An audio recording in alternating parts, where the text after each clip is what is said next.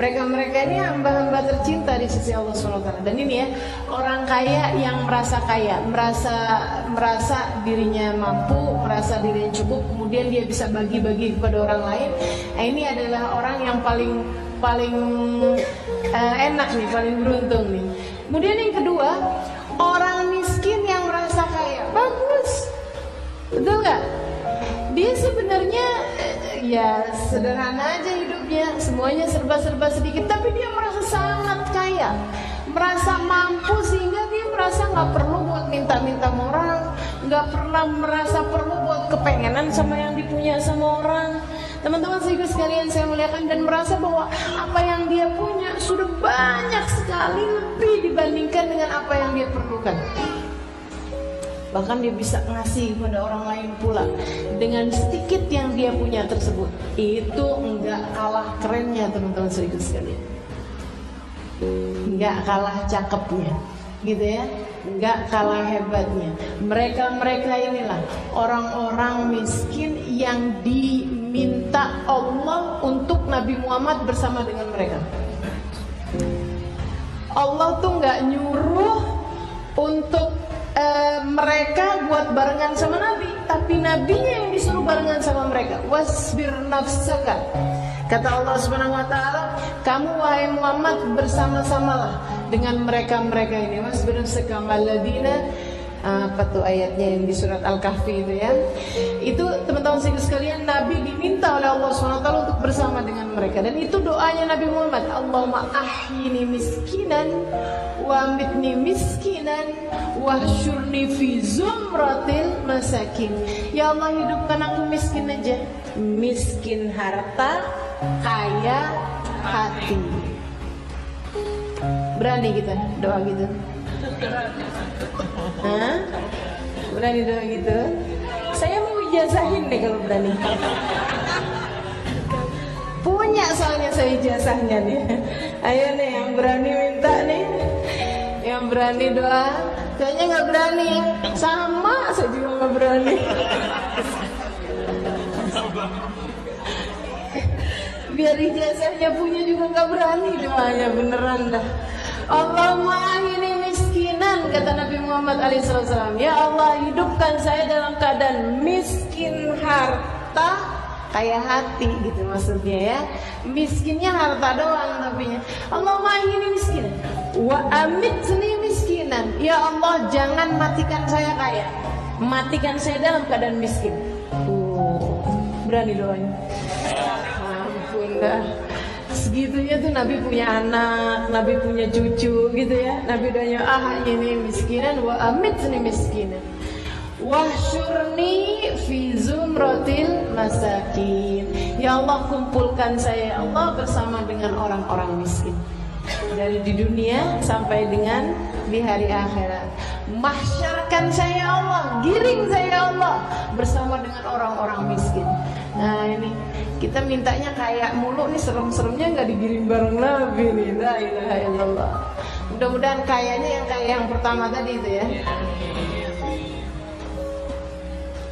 Kita doanya gitu, ya Allah kasih saya kaya ya Allah. Nanti kalau kaya saya mau sedekah, saya mau gini, saya mau bantuin orang, saya mau banyak ngasih orang gini gitu. Pas giliran datang kayanya, ya Allah,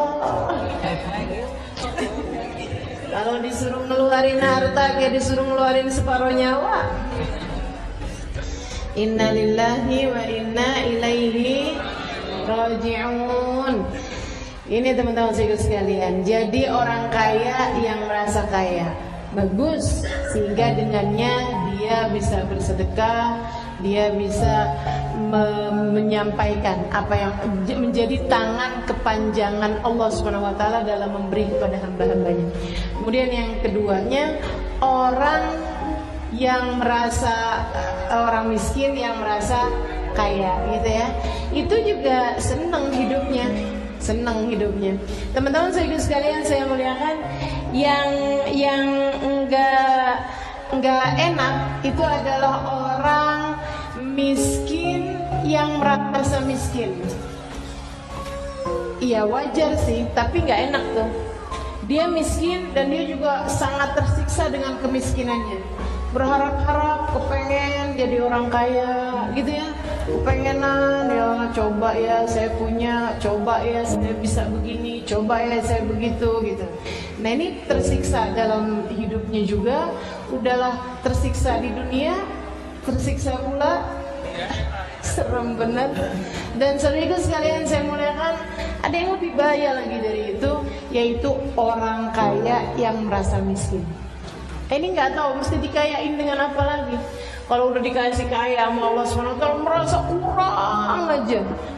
kurang aja, sampai jangankan buat orang lain, buat dirinya sendiri aja dia nggak mau menikmati kekayaannya.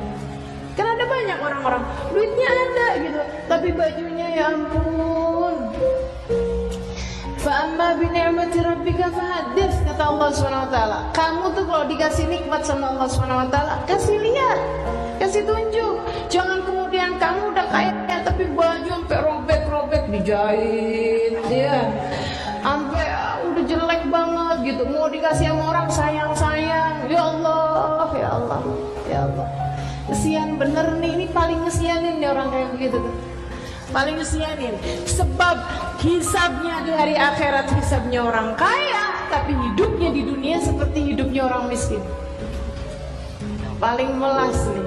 Ya Allah, ya Allah. Nah ini teman-teman sedikit sekalian, maka merasa kaya itu selalu baik, merasa miskin selalu nggak baik. Makanya yang Nabi Muhammad SAW sebutkan, kadzal faqru an yakuna kufra, kefakiran itu mendekati kepada kekafiran. Ketika ditanyakan kepada Imamul Haddad apa makna daripada hadis ini, katanya Imamul Haddad mau fagr, bukan fagr yang dimaksudkan oleh Nabi Muhammad SAW dalam hadis tersebut, bukan kefakiran. Sebab kalau bicara tentang kefakiran, bicara tentang kemiskinan, bicara tentang tidak memiliki banyak harta, Nabi Muhammad salah satunya. Akan tetapi yang Nabi Muhammad sedang khawatirkan bagi kita, yang sampai Nabi Muhammad bilang dekat kepada kekafiran, kefakiran, kemiskinan, dekat kepada kekafiran adalah khauful faqr, rasa takut miskin. Rasa takut miskin, merasa miskin, itu yang bahaya teman-teman sekalian. Bahaya. Mudah-mudahan Allah karuniakan kepada kita hati yang merasa kaya, insyaallah. Salah satu caranya surat Al-Waqiah, suratul Ghina, Nabi Muhammad sebutnya adalah merupakan surat yang mendatangkan kekayaan. Kekayaan yang dimaksudkan di situ adalah kekayaan zahir dan kekayaan batin. Kekayaan zahir yang dimaksudkan adalah orang kalau selalu baca Al-Waqiah nggak akan datang dalam hidupnya, dengerin saya, nggak akan datang dalam hidupnya satu saja kesempatan yang membuat dia harus minta-minta sama orang. Ya. Orang yang dekat dengan Al-Waqiah, selalu baca Al-Waqiah dalam hidupnya, teman-teman sekalian, nggak akan datang satu saja kejadian yang membuat dia sampai harus minta sama orang, nggak ada. Termasuk juga ketika Nabi Muhammad menyatakan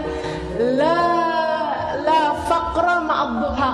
Kata Nabi Muhammad, nggak ada kefakiran bersama dengan sholat duha. Kalau kamu istiqomah melaksanakan sholat duha, insya Allah nggak akan diberi kefakiran dalam hidupnya. Artinya bukan kefakiran yang kayak gimana, bukan. Bisa jadi kamu hidupnya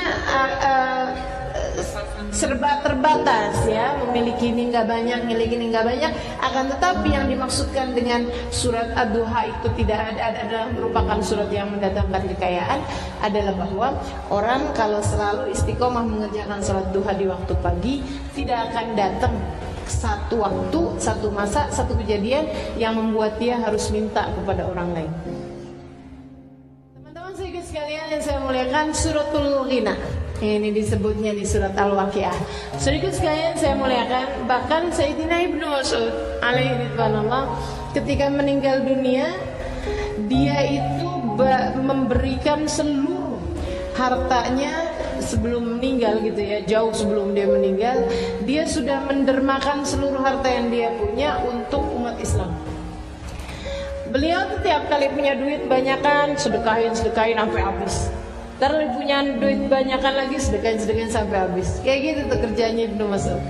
Sampai waktu ada salah satu peperangan, beliau membawa seluruh hartanya untuk dibawa ke medan peperangan tanpa meninggalkan sedikit pun buat keluarganya. Ada orang yang nanyain, "Mada tarakta li ahli baitika ya Ibnu Mas'ud?" Apa yang kamu tinggalkan untuk keluargamu Ibnu Mas'ud? Ibnu Mas'ud menjawab, "Inni taraktu lahum surat al-waqi'ah." Aku tinggalkan buat mereka surat Al-Waqi'ah.